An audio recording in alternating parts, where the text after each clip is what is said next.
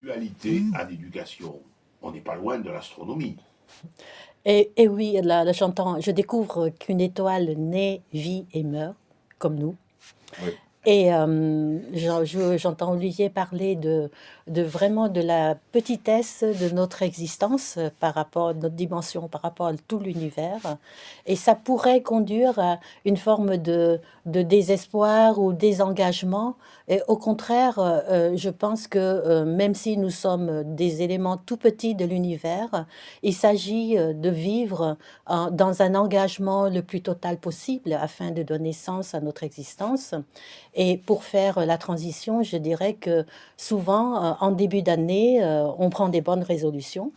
Et j'invite les éducateurs, les parents, à ne pas prendre des bonnes résolutions, mais à émettre une intention bien déterminée, toujours dans le sens de permettre à nos enfants de s'engager dans leur existence et de trouver sens à cette existence, tout en sachant qu'on est dans une dimension insignifiante par rapport à l'univers qui nous entoure.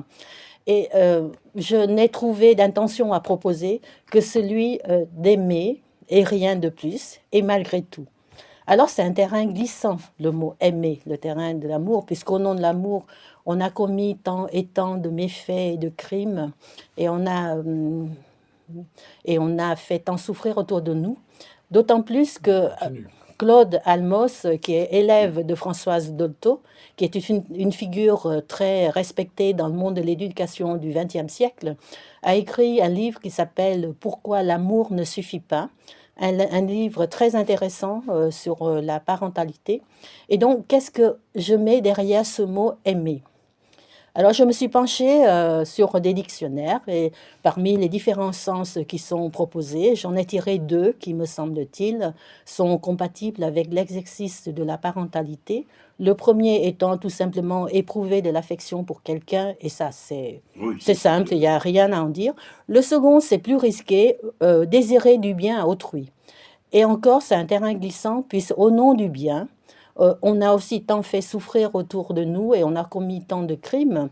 Je fais référence au livre d'Alice Miller, C'est pour ton bien, où elle parle beaucoup de ce phénomène où, au nom du bien, tant d'éducateurs ont infligé tant d'humiliations et de châtiments aux éduqués. Alors, c'est quoi le bien que nous voulons pour nos enfants?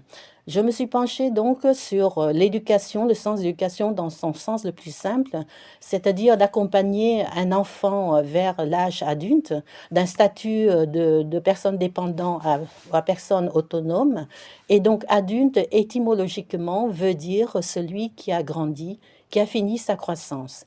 Et là, je sens que je tiens quelque chose qui est moins glissant. On parle de croissance. Éduquer, c'est donc accompagner l'enfant dans sa croissance. De quelle croissance parlons-nous? J'en vois trois. La croissance physique, la croissance psychique et la croissance spirituelle. La croissance spirituelle étant sujet à controverse, je ne l'aborde pas ici. Je ne parlerai que de croissance physique et de croissance psychique. Et donc, la croissance physique.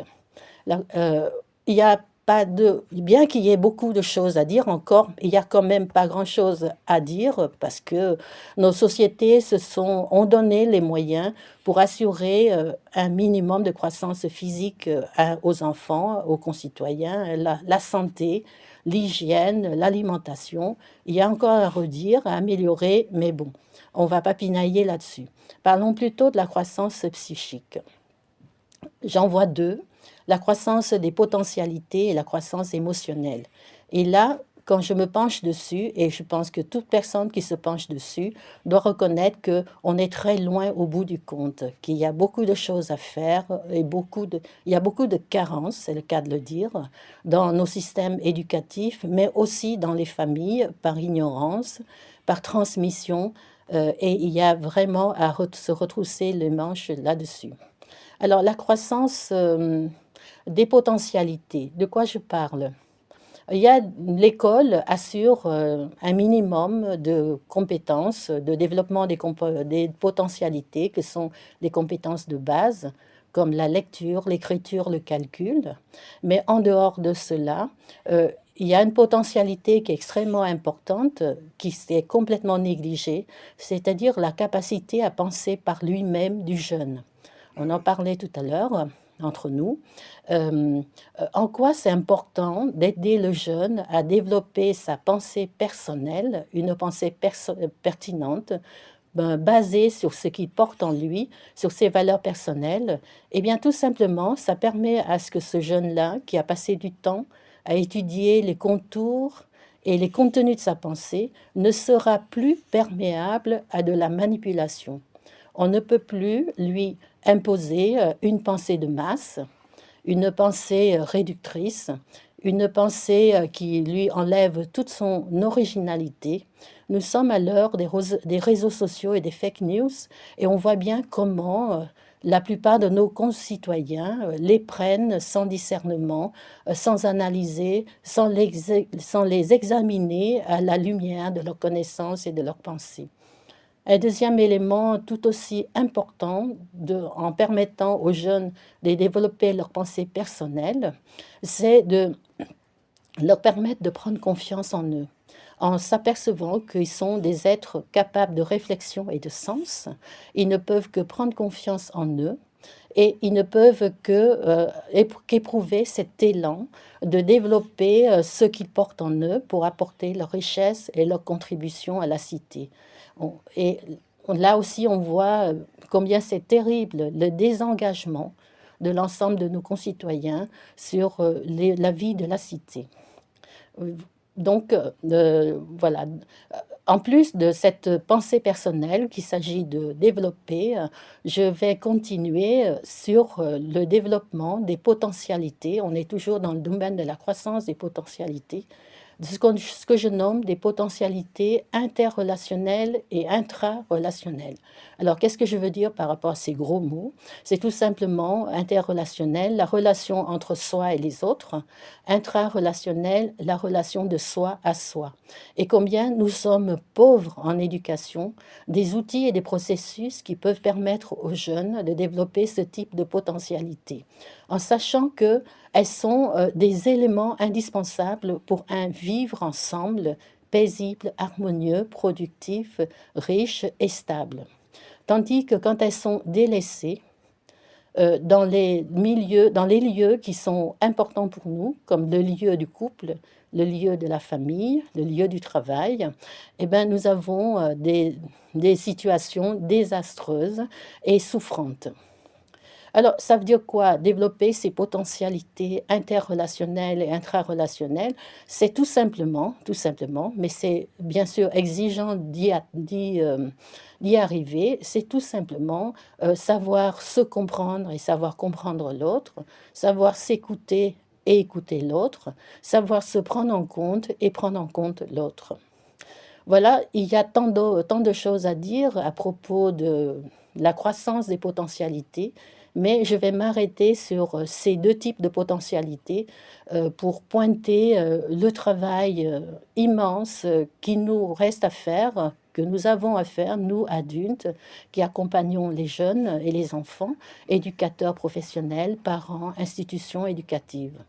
Je passerai donc là à la croissance émotionnelle, qui est un domaine encore plus laissé à l'abandon, encore plus désastreux. Qu'est-ce que j'appelle la croissance émotionnelle? Quand on parle de croissance émotionnelle, ce n'est pas dissociable de ce qu'on nomme la maîtrise émotionnelle. Un enfant, un tout petit, n'a aucune maîtrise émotionnelle. Quand ils sont calmes, ben ça va pour l'environnement. Mais quand ils sont soit dans une très grande énergie, soit très sensibles, soit très intenses, eh bien ça déborde de partout, ça déborde tout le temps et ça déborde de manière importante. Quand ils sont pas contents, quand ils sont en colère, quand ils sont frustrés, quel que soit l'endroit où ils se trouvent, ils vont se rouler par terre, taper, crier.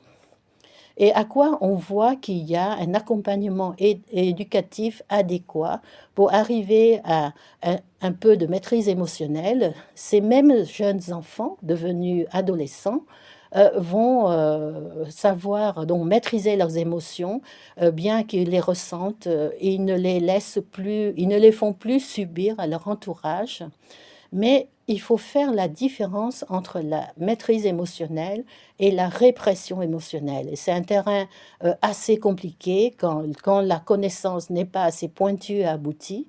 Et c'est pour ça qu'il y a un besoin pour que les éducateurs et les parents se forment. Quand c'est mal accompagné, ça devient de la répression émotionnelle. Alors, il y a des signes très précis qui permettent de différencier la répression émotionnelle de la maîtrise émotionnelle. En quoi la répression émotionnelle est-elle désastreuse? C'est parce qu'elle empêche toute croissance émotionnelle, elle fiche la personne et elle empêche le vivre ensemble correct et riche et stable.